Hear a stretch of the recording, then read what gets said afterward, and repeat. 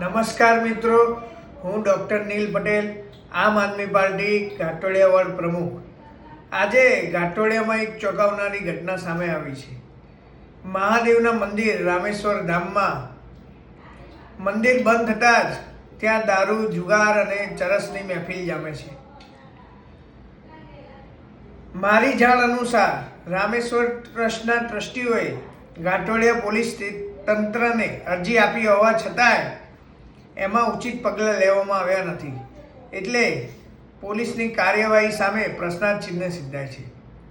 શું આ પોલીસ પ્રજા માટે કામ કરે છે અથવા બીજા અસામાજિક તત્વો માટે કામ કરે છે? એ બી પ્રશ્ન છે. મહાદેવના મંદિરમાં જો આવા જુગારના અડ્ડા, દારૂની મહેફિલો ચાલતી હોય તો આ કઈ સનાતનની સંસ્કૃતિ છે એ મને ખબર પડતી નથી.